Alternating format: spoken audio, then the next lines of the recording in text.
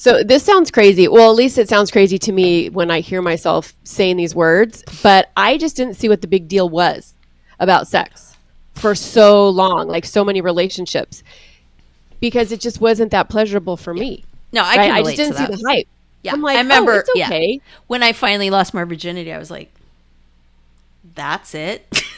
Yeah, and unless you have somebody who really knows what they're doing, I feel Totally. like that's always kind of a cluster.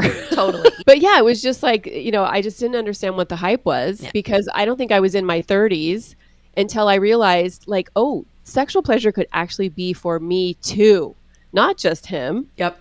And just on such a more powerful level. But I thought something was wrong with me. With me. No, I and can how relate to that. jacked up is that? Yeah. That I'm feeling like broken. Yeah. Right. And Yeah. then come to find out I was just with terrible lovers.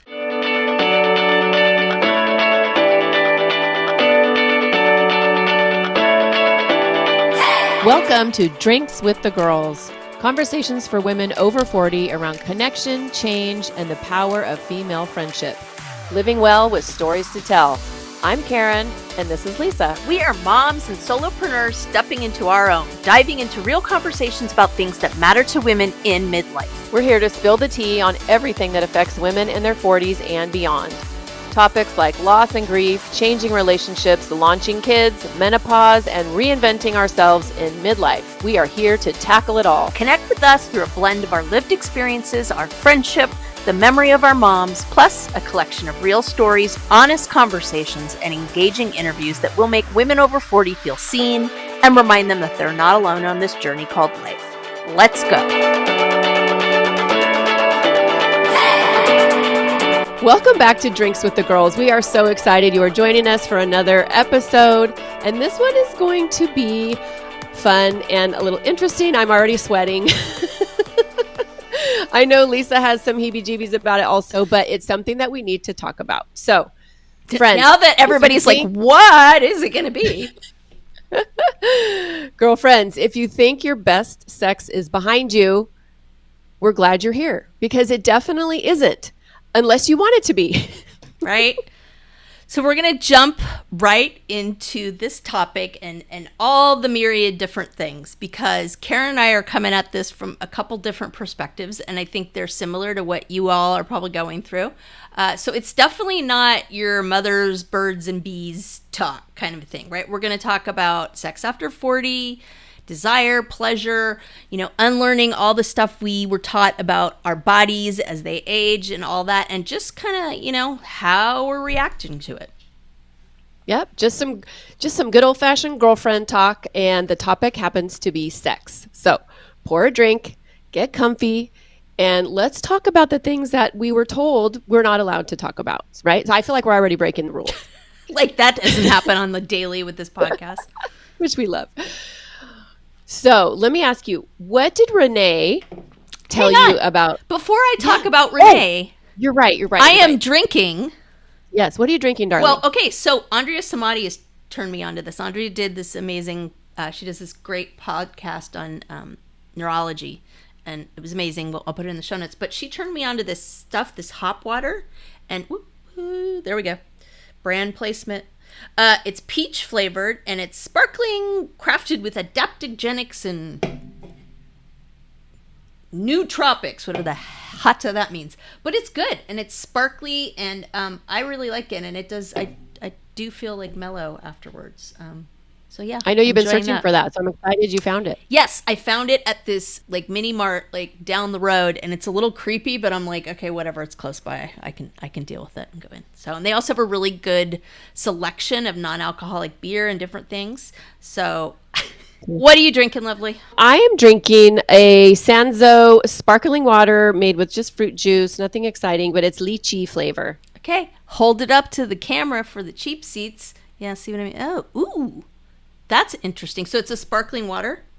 It is a sparkling water. Yeah, I don't think it has any like zhuzh in it. It says the first Asian-inspired sparkling water. Interesting. I don't know if I'm a lychee fan. Yeah, lychee is one of those like... I don't think I've ever had a lychee. Yeah. So, enough avoiding the topic. Okay, that was not avoiding the topic. I resent that remark. Okay. So, When you were growing up, what did Renee tell you about sex, if anything? Because I mean, Yep. yeah. Yep. I got a book. Here you go. Yeah, Goodbye. no, that's kind of what it felt like. And I'm trying to remember. It was really like hip and popular in the 70s. I think that was just like, hey, you don't have to actually talk about sex with your kids. It's a picture Was it book. Our Bodies, Ourselves? No, that would have been Oh, better. no, that's a big one. That's for an I adult. think it That's was not for a literally kid. called like Where Babies Come From. Ah, yeah. You know, I mean, So you didn't really talk about it. not really. I mean, if I had questions, she answered them, but it wasn't like frowned upon, but it wasn't exactly brought up. Like, let's put it Yeah. that way. Like, I feel like I've been much more direct with my kids than my mom was. Yes. And she certainly Well, wasn't oh, yeah. she certainly wasn't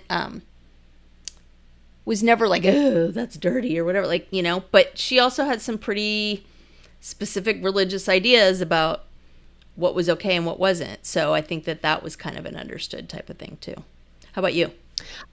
Yeah, actually, the only conversation that we had, my mom and I, was when she found out I was having sex as a teenager, and she was like sobbing her eyes out Oh my God, and seriously? freaking out. Yeah, oh yeah, freaking out. Whoa. Yes, wanted me to get on birth control, obviously. Which good mom, good job, mom. Um, but yeah, Really? so Wow. it was kind of a traumatic thing. Now that I think about it, like not trauma, like big capital T trauma, but it was just, instead of it being like a normal thing, sex, a 17-year-old young woman Yeah. ish having, so yeah, so that was that was the only conversation really that we had. So you were about it. 17 when you lost your virginity? No, that's when she found out. Oh, I see. Yeah.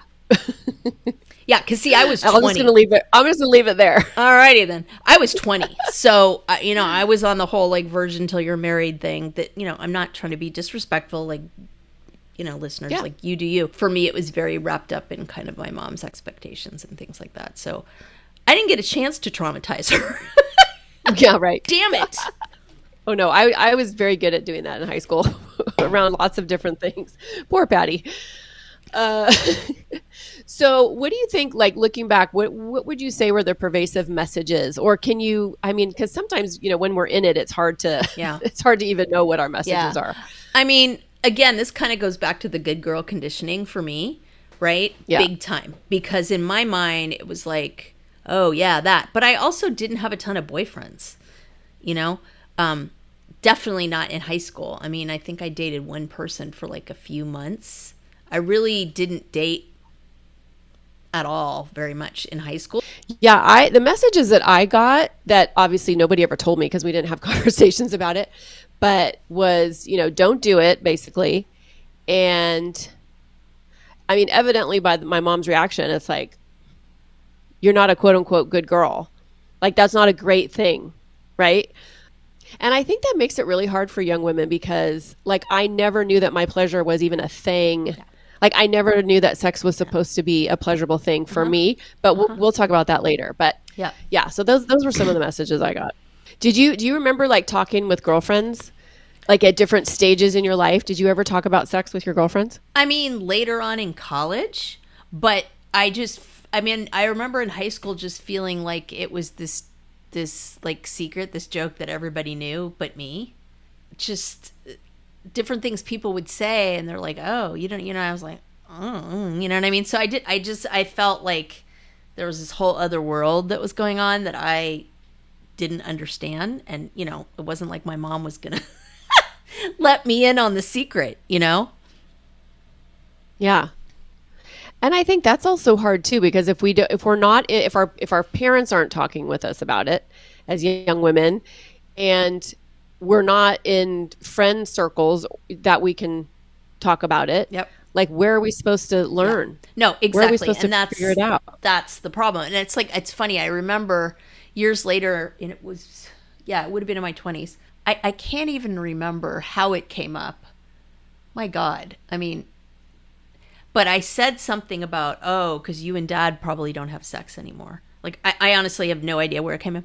And she was like, oh no, when you came home with your friend the other night, the reason it took us some time to get to the door is because we were in the middle of something. And I was like, you what? It's like, don't say that. Why did you tell me that? I don't need to know. Right. As So freaky as it is for parents to think of their Yeah. kids having sex, it's equally as freaky for the kids Well, to think of their parents. honestly, I think the bizarre part was like it'd been like this, right? And then she was like, so it was very weird, you know. And Yeah. and she had said something to the effect of, you know, I enjoy sex, da da da. And I was just like, I couldn't reconcile those two pieces at all. It was Yeah. very confusing for me. Well, and I wish that my mom had lived to be older than 51, because I feel like she would, and I would be having these conversations now, but she led like a double life, I think, because when she remarried my stepdad, like his nickname was like the Gigolo.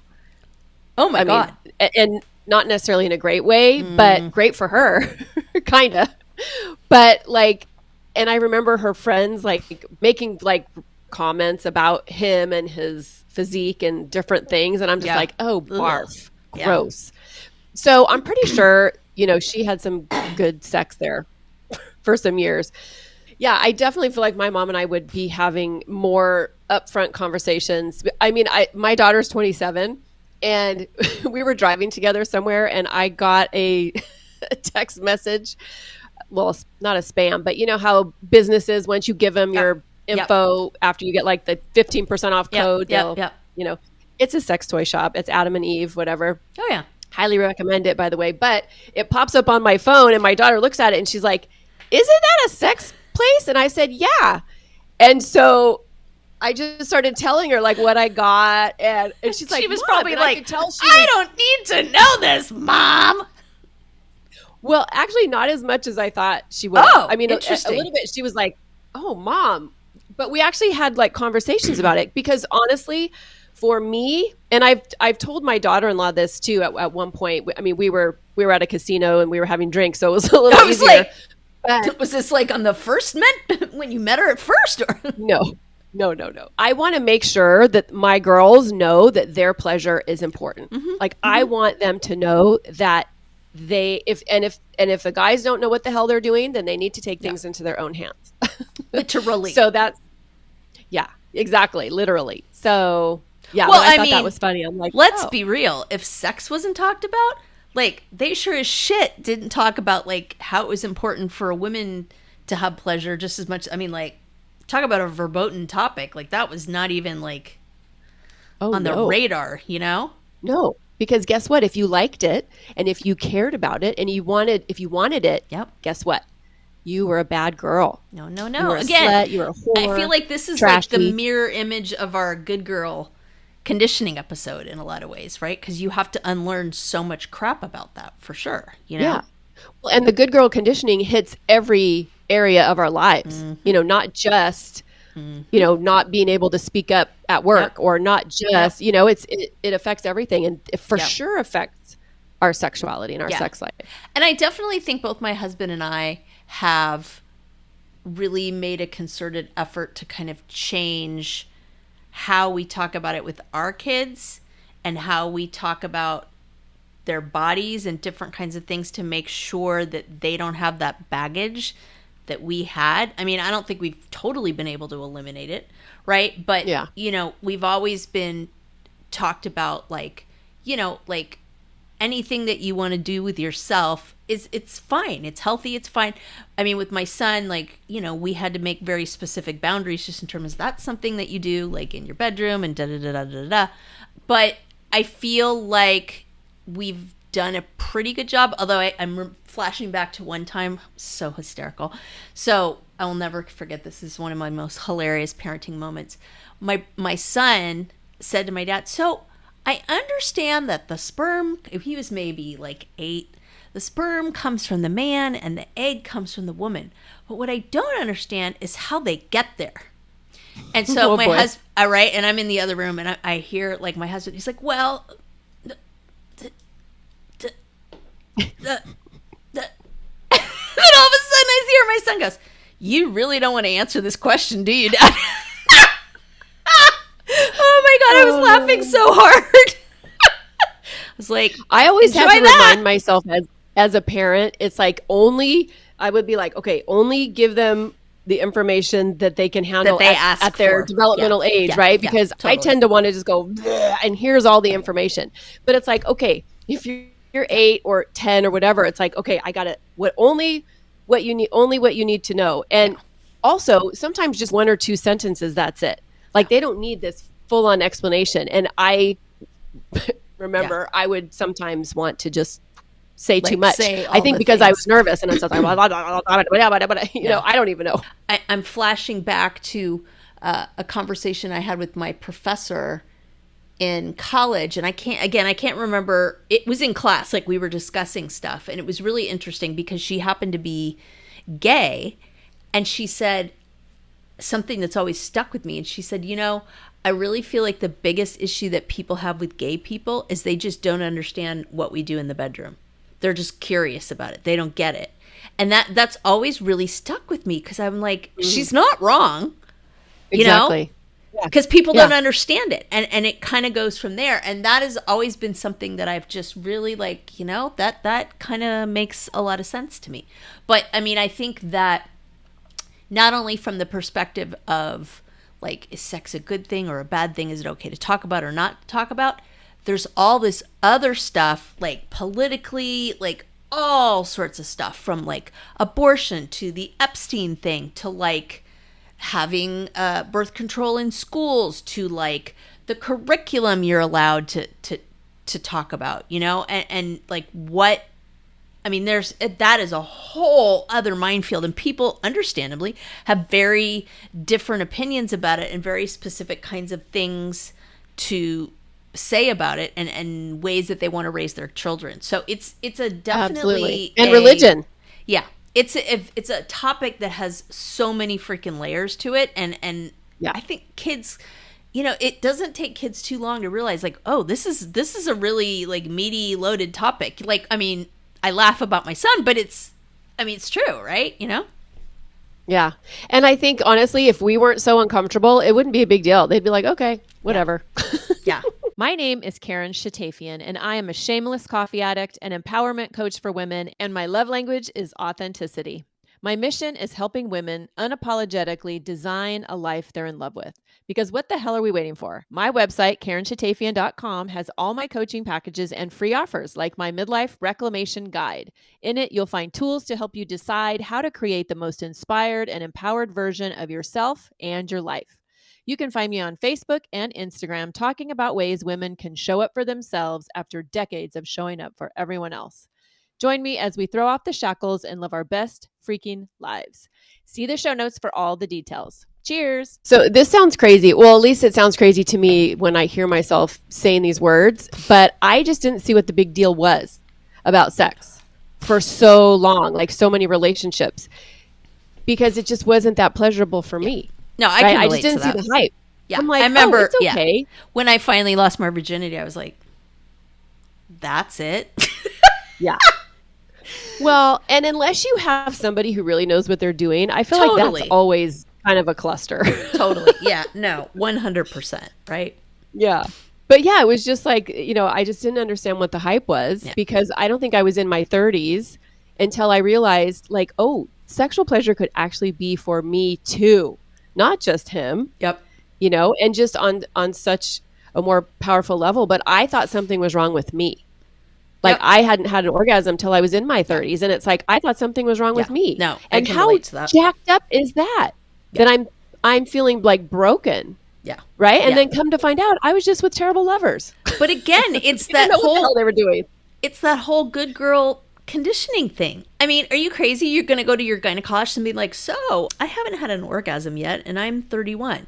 Like there's in no world does Yeah. any, 31-year-old woman go, "Well, that's important." I mean, maybe that taboo has been broken, but I can't picture myself at that age like going to my doctor No. and thinking like, "Oh, okay, And not even to my friends, like women that I trusted, exactly," because I was like, "Oh, I must Because just be weird," it's embarrassing. You like literally, I thought something was wrong with me, Yep. you know?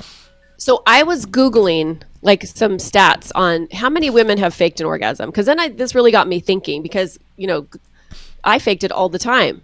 Cause well, first of all, I didn't have one forever. And then, second of all, it's like, oh, I don't want him to feel bad. Oh my God, give me a freaking break, right? But So I Google it, up to 75% of women, and I honestly think it's more. oh, I agree. Because there's an orgasm gap, that's a thing. But okay, hello. That's why that scene in When Harry Met Sally is so friggin' funny. Because I think that plays into that whole thing.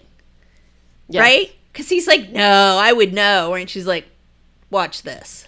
And I think too, like men are so, what's the word? Like so they have no clue. Right. I'm trying to be kind because we love men. This is not a men bashing. No offense. I mean, like, honestly, like, how could they? Like. Right. Yes. Think about it just from a straight up biology perspective, Yes. Yes. I kind of don't but blame I mean, them.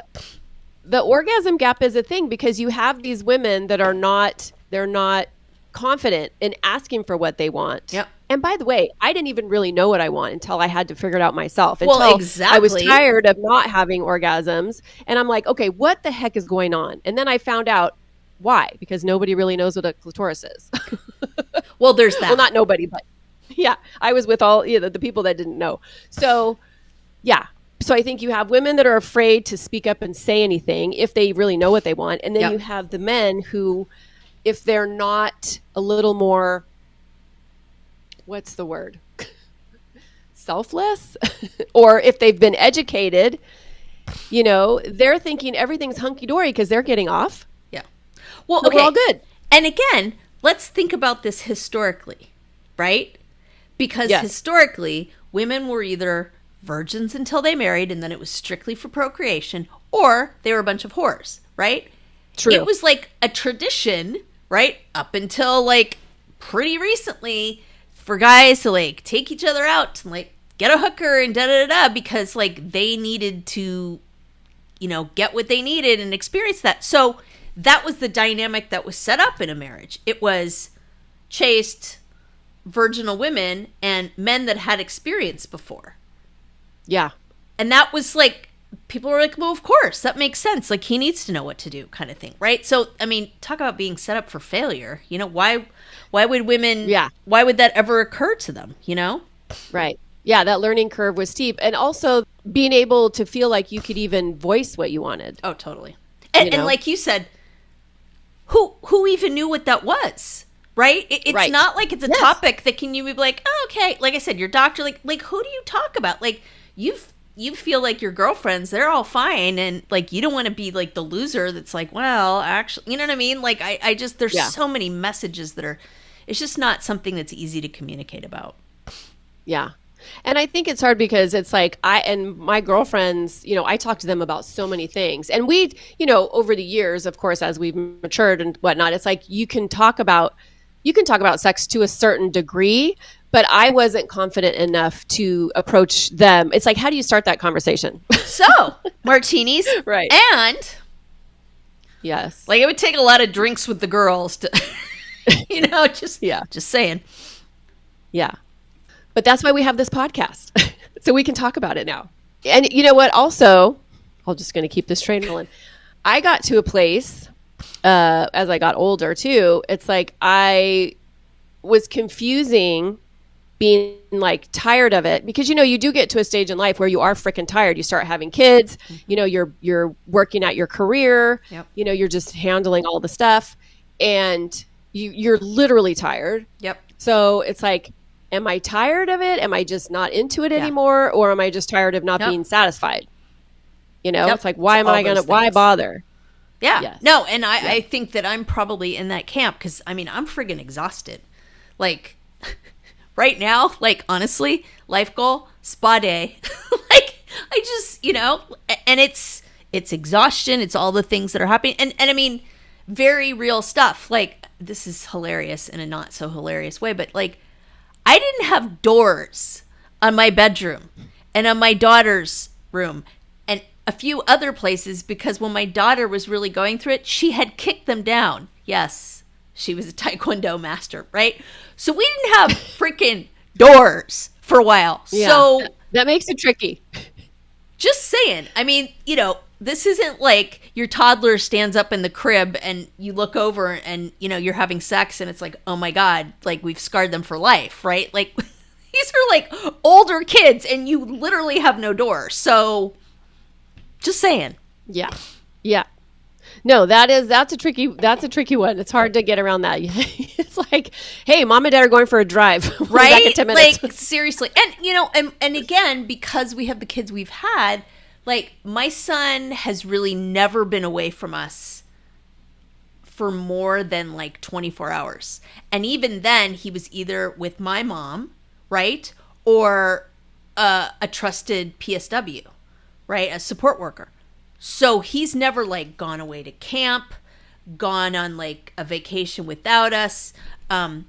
Maybe I can count on 3 fingers the time he like slept over at a friend's, because that was really, really traumatizing for him based on the stuff that happened in his childhood. So like you just do the math at a certain point between no doors and like can't, and he lives with us. He's 18. This Right. is the way it's going to be. So, that piece is challenging, I think it's, realizing, of course, that we don't get that time together. That's what we talked about this on the Valentine's Day episode, but that's one of the reasons why we really, really, really want to go on our 20th anniversary trip. Yeah. Yeah, I think you're due, sister. My libido definitely goes up too, depending on what's going on in my life.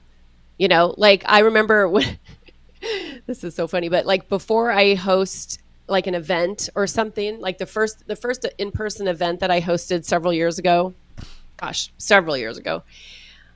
the night before, Tony is like, trying to get frisky or whatever. And I'm like, babe, I'm thinking about all these things. I'm stressed out. I want this to go well. Low. And I literally could not get in the mood. I'm like, I'm so sorry, but talk to me tomorrow night. Right. So, and that's part of my brain too, my overthinking. I'm the queen of overthinking, right? And so if I could just shut my brain off, let my body take over, it would definitely be easier. And I've gotten a lot better at it. I think that comes a lot more easily to men, frankly. I mean, they have a much easier time 100%. No matter what's happening, just shutting it off and doing that. And I think that's really, really difficult for women to do that in general. Yeah. Oh, definitely. And also because, it's like what's that joke or that meme about having all the tabs open on your computer? Like we have like 48 tabs open, and that's our brain. That's life, from holding all the stuff. And so, yeah, it's like, I'm sorry, sometimes sex is the last thing that I'm thinking about. Yep. I have to say, though, I am now with a partner who makes it easier to get in that zone. Yeah. Because my pleasure is his number one priority, which is... He's fantastic. That's great. Yes. It's great. You and I are in such different stages of life, too. Because, like, I have an empty nest. I have an empty nest. You do not have an empty nest, right? Yep. And that makes it easier. Not even just having doors, like, because even if they're still in the house when you have doors, right? And so it's like you have to tame yourself, or you have to just be chill. You can't like get loud. You can't do anything crazy. Yeah. And so that's the thing too. But having an empty nest is like next level, right? Yeah. So listeners, my empty nesters out there, do you know what I'm talking about?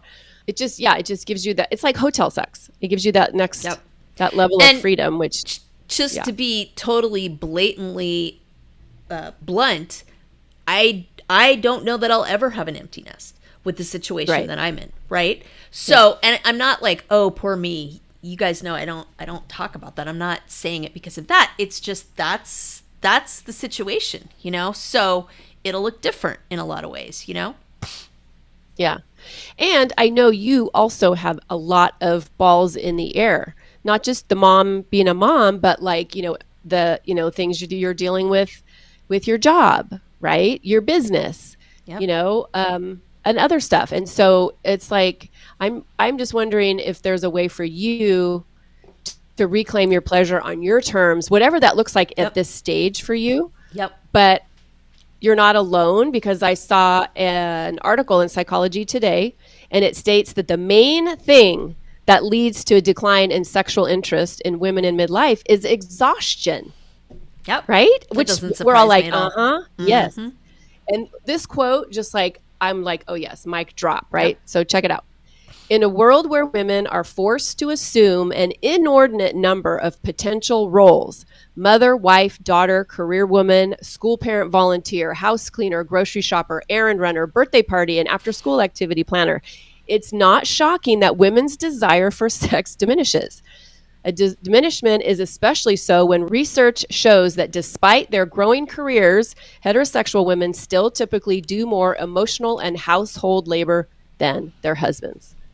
So, yeah, I we're mean, tired. and again, like I feel like I have to keep saying this. This is not a man bashing podcast. We love our men, right?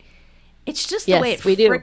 it's just the way it frickin' is. Like, you Yep. know, and I just think because we are wired to be attuned to all that stuff, when you have a full plate, it's almost impossible to put that aside and focus on you.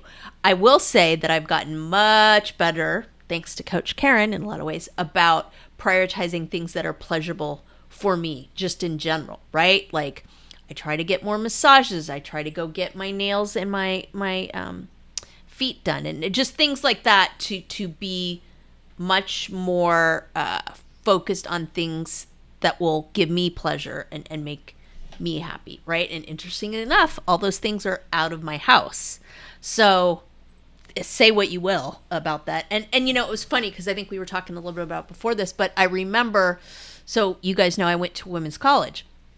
And I think one of the things that we deal with that as women at this point in time is like that feeling of being touched, just like hugging, like whatever, right? And how connected are you to your partner, right? Like, do you hold hands? Do you snuggle? Do you whatever, right? And that very much kind of mirrors, you know, I think in a lot of ways the state of your relationship, because you're not going to want to do that if you are pissed at your partner or there's problems or whatever, right? And I was telling Karen, I remember in college, because I went to a single sex college, I remember feeling very starved for touch while I was there, and just feeling very like I could go months without getting a hug. Not because I didn't have good friends, not because I wasn't around people who would hug me or whatever, but that just, you know, I didn't date much during college, and I just remember coming home and just being starved for like a hug from my mom, or like snuggling up on the couch with her while she was watching a movie, kind of a thing. So I as humans, I think we're really wired to seek touch in all sorts of different ways because it helps us regulate. No, I think that's perfect, because that is literally the precursor to foreplay, to that leads to Yeah. intimacy and sex, right?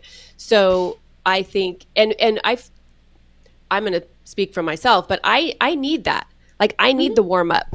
I Yep. can't just like go right into the main event. I love it, by the way, because it feels Yeah. good. Yep. So, Yep. but I think what you're talking about, that, you know, that intimacy beforehand, whether it's a hug, holding hands, you know, I mean, there's so many other things too. Even just having a deep conversation. Like Tony and I Mm-hmm. went out, we had fun day Sunday last weekend, and we were sitting having this leisurely breakfast, and there was hardly anybody around, and we're just having this long breakfast, and we just start talking. I just started to bring up things that are kind of, I need to talk about in our relationship, that's kind of bothering me.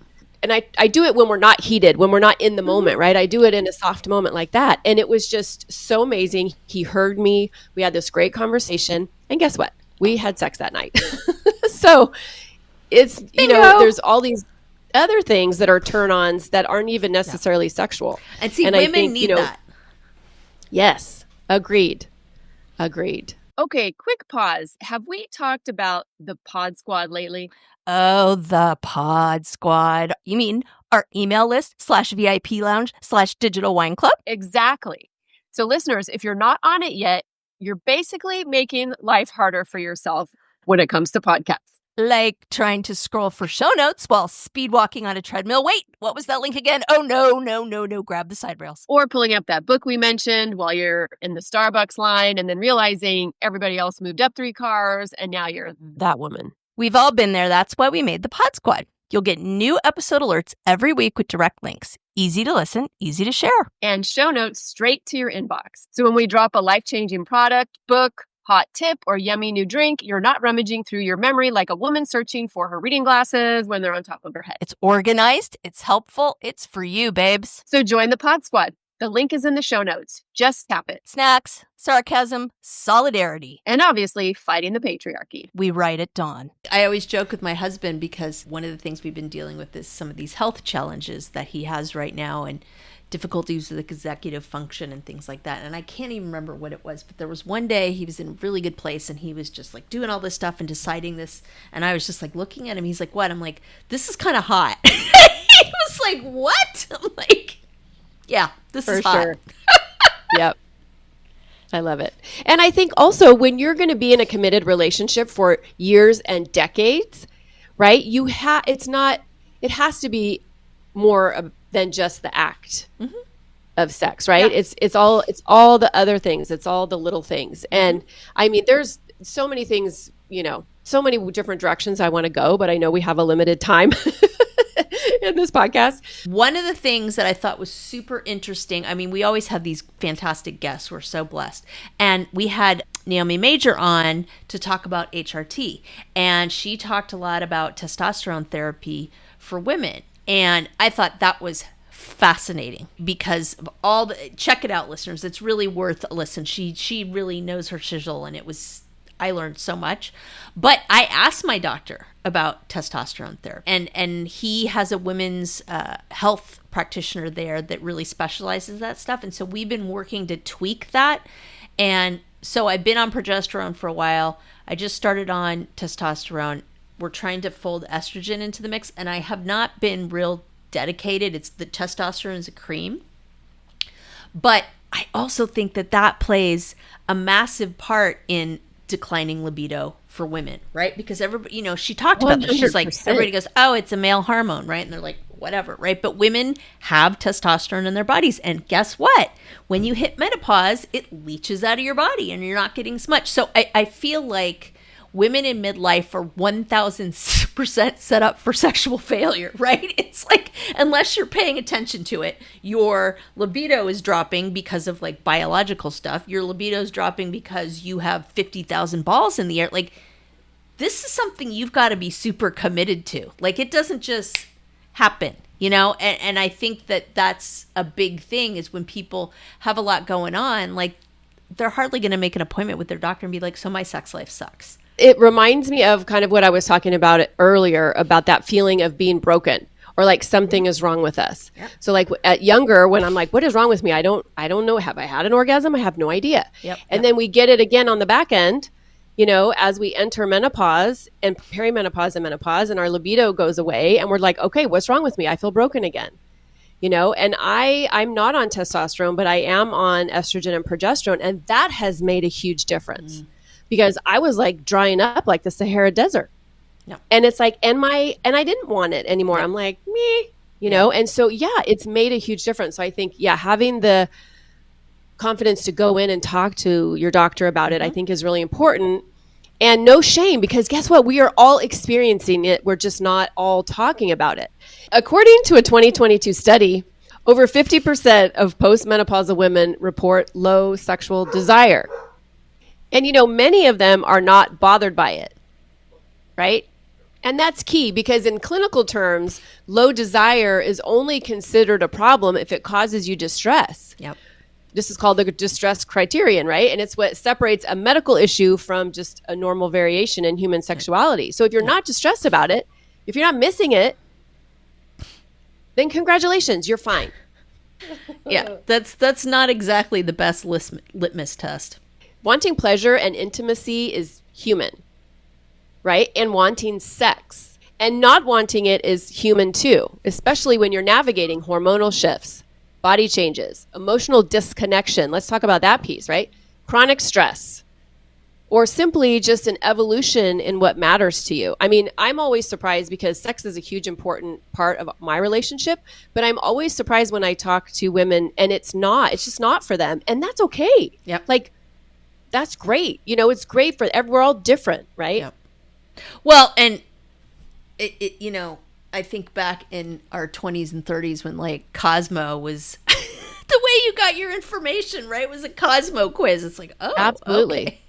Not that those weren't skewed and sexist and all that, right? But I mean, I think that's why that magazine took off, because they were talking about stuff that no one else was talking about. Like Helen Gurley Brown, the founder and OG editor of Cosmo, was one of the first women to talk about this and like put this kind of stuff out there in the consciousness in the public. And before that, nope. Okay. I think part of this too is like, we talk a lot about on this podcast about like reinventing ourselves in midlife and the midlife reclamation, right? And so I think our sex life as we age fits right in there, because Dr. Sharon Bober, a Harvard psychologist and director of the sexual health program at Dana-Farber, says we need to stop equating sexual frequency with sexual health, because for some women, redefining intimacy without intercourse is part of how they thrive in midlife. And honestly, I think that word intimacy is key there, because I think real intimacy comes from feeling like you're being seen and understood and supported. And hello, yes. That's what we talked about, is this disappearing act, this like feeling small, this feeling like you don't matter, this, the time for big dream, like all this stuff we talk about at this podcast. It's like, how can you have intimacy with someone if you are feeling these big disconnecting emotions? Because like we talked about, men can just literally turn it on. For women, there's all that baggage that gets in the way. Not that it's insurmountable, but I do think that really speaks to the core of kind of what we talk about on this podcast and what that big existential crisis is for women in midlife. I mean, it fits right in with that. Hey there, I'm Lisa Coricella McDowell, your midlife Pacific Northwest princess, here to guide you in the art of next leveling your life. I'm passionate about women's health and wellness in midlife, especially for moms parenting kids with unique needs like I do. I truly believe we can learn, grow, advocate, and care for the planet while taking care of ourselves and our families. And I'd love to help you do the same. And I'm beyond excited to tell you about my membership for maxed out mamas just like me, the Empowered Parent Collective. It's a space for parents to confidently advocate for their kids, build inclusive communities, educate themselves, and find balance and support along the way. To find out more about the Empowered Parent Collective, my classes, wellness offerings, parenting tips, advocacy resources, and exclusive Drinks with the Girls goodies, head to nextlevellifewithlisa.com. Let's survive and thrive in the messy middle together. I want to switch gears. Do you mind? Switch Are away. you ready for a gear switch? I'm ready for a gear switch. I want to talk about our body image as we age, and feelings about our body, about our aging body, because that plays a big part of our sex life, I think, when we're young women. And now certainly as our bodies are shifting and changing and just doing crazy things, yep. I feel like that also plays a role in, maybe more our feelings about sex. I got together with my college girlfriends a few weeks ago, and we were talking. I was asking them, I was doing some market research, and I'm like, okay, what do you guys really struggle with? Like, what's the struggle that you have, right, in your 50s? And a few of them talked about their body image, like how it's just so hard for them to be losing strength and losing firmness and losing fitness and not feeling, strong, or I guess even desirable. Yep. And it was so surprising to me, because of course I feel like these women are beautiful inside and out. And so, but for me to really hear from them that they struggle with this, it was eye-opening, because I know my struggles I have with my body, but to hear it voiced, I think too, it just shows me that there's something there. What do you think? I have a few thoughts about this, and this definitely relates to the patriarchy, right? So how many super famous older men do you see with a paunch or a pot belly and nobody bats an eyelash. Girl, can I tell you how pissed I am that the dad bod is a freaking thing? Like, where's our mom bod? Yeah. I'm sorry. Where's my menopause bod? Yeah. Yeah. I'm a little salty. Go ahead. Yeah. I apologize. And this may be a bit of a squirrel, but my husband and I were talking about this night. So, listeners, when we're recording this whole Coldplay Kiss Cam thing has just dropped. Oh, gosh. Okay. Yikes. And I think it's kind of germane to what we're talking about here, because here's the deal, right? Whatever you feel about extramarital affairs or not, I honestly don't necessarily think is relevant in this situation, because we're talking about hypocrisy in the biggest, most ridiculous way possible. Like, those two people worked for a company that I'm sure had rules and different specific things about employee contact that they were flagrantly abusing, right? And I think the reason I think about it with this topic is, the guy, I can't remember what his name is, but he lost his job as the CEO, and he is like suing Coldplay. What? Are you kidding me? Oh no, he's suing Coldplay. I swear to God. A quote apology letter, really taking zero responsibility and blaming Coldplay. Yes, like, are you exactly, exactly? And that's my thing. Is it's just like, wow. Okay, so not only are you not taking responsibility for this, you are turning it around on people and saying that you are actually being persecuted and people are coming after you unfairly. And oh, by the way, your family too. This idea that it was okay for him to express his sexual desire in public, essentially, and do that because of his feelings. But now, oh my gosh, this is so unfair that people are targeting him now. And what he thinks is it's about like, oh, it's none of their business. And oh, like, yes, I have to repair my marriage. That's not why people are pissed. People are pissed because he's using his privilege as a wealthy white man to turn into a victim, which is the biggest bunch of bullshit that I have ever heard in my life, and not taking any responsibility for, frankly, breaking corporate policy for his own company. And now he's suing people because of that. So I'm going on this rant. It pisses me off. But I'm going on this rant because I think that this whole thing about women's bodies and women's pleasure and, women's sexual identity, I'm sorry, but the rules are friggin' different from men. Because I'm telling you, yes, there was a woman involved, but if she was like the main person, if she was the CEO or whatever, people would be friggin' crucifying her. And there wouldn't have been a thing that she could do about it. But because he's a man, he's gaslighting the whole world and saying, actually, you're coming after me. I mean, the whole thing is just ridiculous. And plus, the memes are friggin' hilarious. I had no idea who was suing them. That is like next level ridiculousness. Right?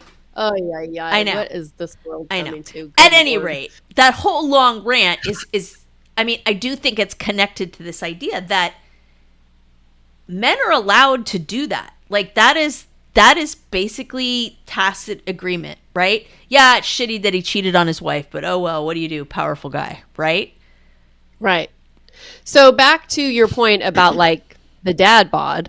Yeah, men are allowed to age. Yeah. They're allowed to be silver foxes, even if they have a pot belly, or even if they have wrinkles, or even if they look like they're aging. They get more distinguished, right? And what do we get? I mean, this little tidbit I think is telling. So I don't know if y'all know the name Donna D'Errico. She was a Playboy playmate, like in the late 80s. She was married to Nikki Sixx of Motley Crue. She was on Baywatch, okay? Like all the things, right? And in the last 5 years, she did this thing, and she was paid money to do it, where they basically made over her mom bod and like televised the surgery and all this kind of stuff. And I was like, wow. Because she wouldn't have got it greenlit if there wasn't interest in that, right? And it just like really? Like, you're gonna watch a surgery? Like, this isn't like heart surgery. This is like, hey mom, you can get away remove all that bad stuff from your body. Look, even ex Playboy playmates are doing it. When with the surgeon that I used for my breast reduction, who's great, don't get me wrong, there's surgeries out there that they call the mommy makeover, and it's a tummy tuck. It could or not include a boob job and liposuction. It's like this package that you get. Like, what the hell? That's crazy. Yeah, I had no idea. And I know Lisa made the disclaimer earlier about, we like to bash the patriarchy. We don't like to bash men. But I think the important thing for us, and the reason we even bring it up, we're not just like these bitter bitter women, but it's like some people might not necessarily be aware of all the little tiny things that happen all the time, where the patriarchy is involved, and and how it makes us feel like shit. Like, if you're feeling like shit as a woman, look at the patriarchy and see. It's like death there first. Yeah, it's death by 1,000 cuts. So, at any rate, I think this is a long roundabout way of saying, like, if women are feeling like they're not interested in sex, if women are feeling like pleasure is not, something that they should have, like, there are friggin' reasons for it, right? There's hormonal reasons. There's life reasons. There's society reasons. There's historical reasons. Like, this is not this like random thing that's just happening to you in your head. Like, this is hundreds of years of a very institutionalized form of making women feel like that is not freaking okay. So if you're feeling like you can't talk to your doctor about it, or your girlfriends, or your husband, or whatever, right? Or if you're in a same-sex relationship, like you can't, I mean, all of this stuff, right? There is a reason for that. You are bucking hundreds and hundreds and hundreds of years of this stuff. So it's real, and I feel like people need to give themselves a break, right? 100%. And I think also, if you are one of those women like me, like my friends, like feeling shitty about your body, like not able to look at yourself in the mirror and go, wow, I look great, right? Like, I have to deliberately love my body. Like, psych yourself up. I consciously love my body. I look at my belly and I'm like, it's not the belly I had 15 years ago. And also it housed my babies, right? So whenever I reframe it that way, it makes it okay. It sucks that we have to do that. Like, we have to literally retrain our brain. And it feels like that's why it feels so weird, like, to speak up about stuff like this, because, like, to your point, like, we're bucking hundreds and hundreds of years of this system that we were never meant to win. Yeah. I mean, yeah. I like the way you said that we were never meant to win. Like, 100% set up for failure, for sure. Yes. So this is a hard freaking topic for a reason, right? It's very layered. Like you said in the beginning, there's so many different layers to it. Okay, so let's have a happy ending. Hee hee. God damn it. Let's head for the takeaways. Lisa, what are some things that you want our listeners to walk away with from this episode? So, I mean, I definitely think the biggest one for me is this idea of, like, you're bucking hundreds of years of society and oppression making you feel this way. And to get help for this and to change things is a big friggin' deal. It's not just you, it's all this other stuff, right? So just know that is not you're messed up in your own head kind of thing. I think that's number one for me. Yeah, that's such a good one. And, also, as we mature, right, and hopefully we get to know our bodies better, if you need lube, if you need a vibrator, if you need to take a fucking nap, right, it's okay, right? And there's no one right or wrong way to do it. But I think for me, because this is how I feel, that my sexual prime is definitely not behind me, right? And so I just want all women to know that. And whatever that looks like for them, it could mean, having sex every day. It could mean having sex every 6 months. Who knows?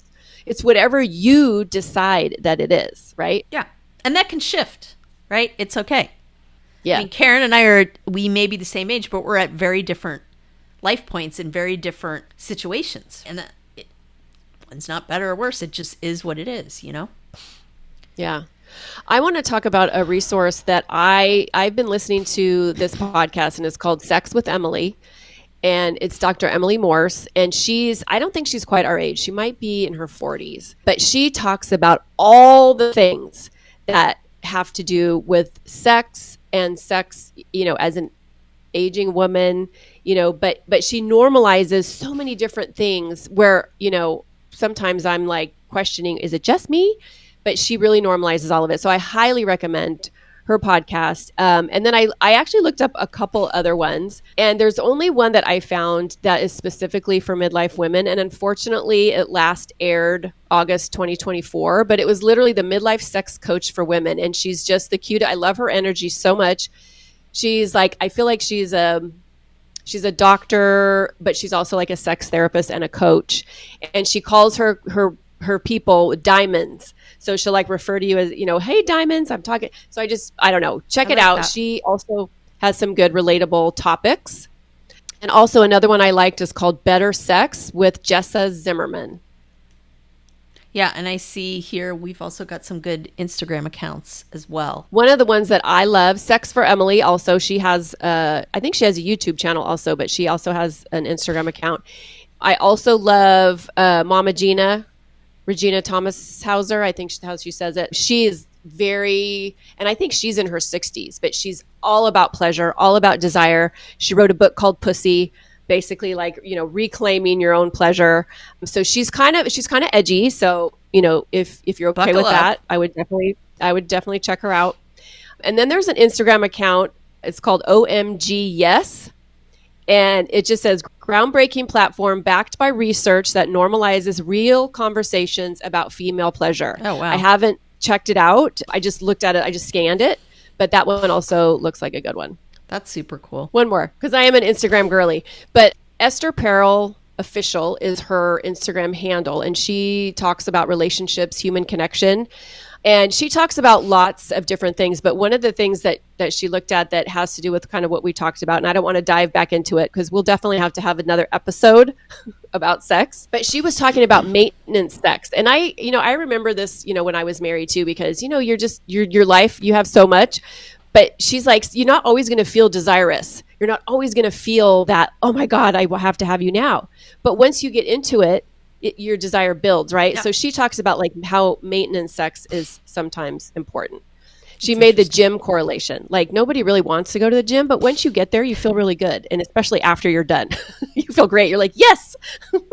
So there's that. Yeah. And we'll put some of these movies and TV shows in the show notes as well. I think one of the ones I want to call out is Sex and the City and Just Like That. So, Sex and the City hasn't aged well in a lot of ways. I mean, I think a lot of us think about it fondly, but there's definitely, and if you talk to if you see the actresses interviewed and you hear them interviewed, like they acknowledge that. But the reboot, love it or hate it, right? One of the things I love about it is these women are now in their 50s. And it talks about everything that they can relate to. I mean, in a lot of ways, like when I watch an episode, I'm like, oh, we talked about that on the podcast or whatever, right? And including sex. So I love the idea that is something that they're putting out there, right? Because there's not a lot out there where they're talking about midlife women and sexual pleasure. Like, let's be freaking real here, Yeah.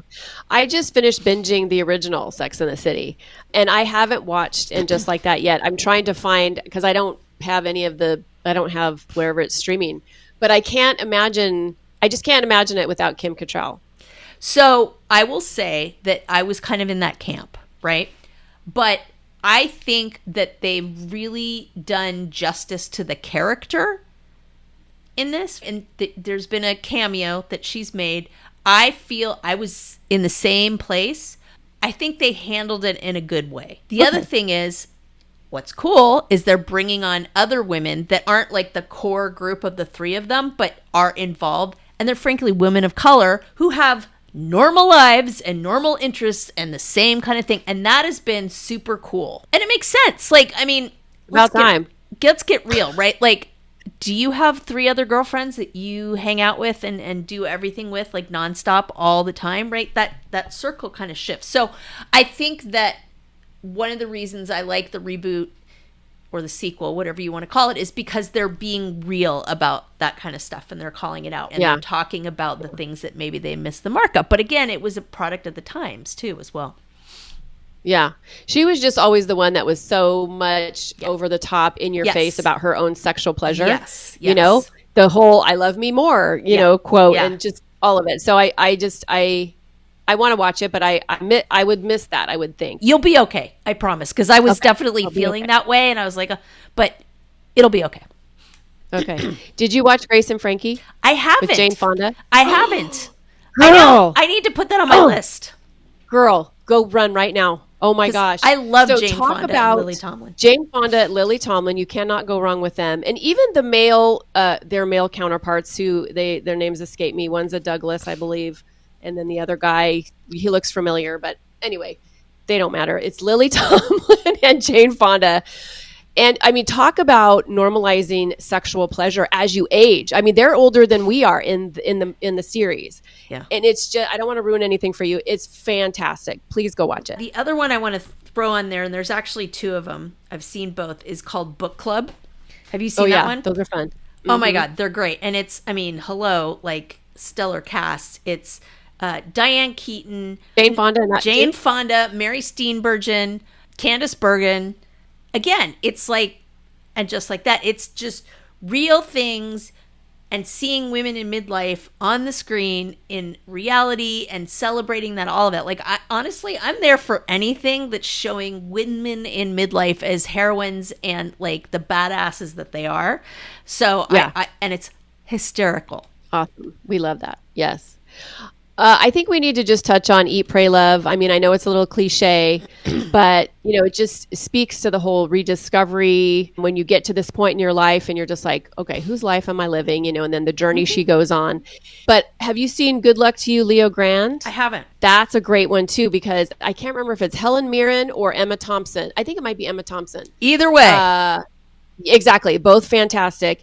And it's this older woman. I think she's in her 60s. It says, I think she's in her 60s, but she hires this younger sex worker who's adorable, hot, so cute, because she's searching for her first orgasm.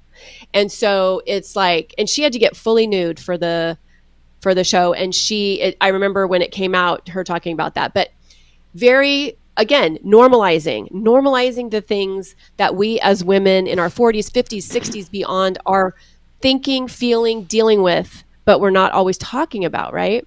The last one, sorry, but it's Dying for Sex, and I have not finished the series. Have you heard of that one? I think it's on Apple TV. Yeah, I think so. It's a little darker. I mean, it's not. So Michelle Williams is the lead, and then her BFF. I can't remember her name, but basically, she's this woman who gets a stage 4 cancer diagnosis, and she decides to leave her husband and explore her sexual desires, basically. And with her BFF as like her person. So anyway, it brings up a lot of things because, you know, it just brings up a lot of things, different values. But I think it's just very interesting. Like literally she's dying and her sexual pleasure is her number one priority. I'll have to check that out. That seems interesting. Yeah. So if you are hungry for all those juicy references, we do want to let you know that we've shifted a bit, right? And our show notes are now available by our new subscription on the Pod Squad. So the Pod Squad, not only do you get the episodes delivered straight to your inbox every week, but you get all the show notes. And we've made that decision to frankly do a couple of things. You know, we're really trying to be more accountable to our listeners, trying to have more of a dialogue with them. And this way, like, you guys can email us back and we send stuff out to you. But it's a way for us to get more of a pulse on our listeners. We promise we're not going to sell your email address or spam you or do all these horrible things. So please do join that because we're going to start communicating a lot more that way as we grow bigger.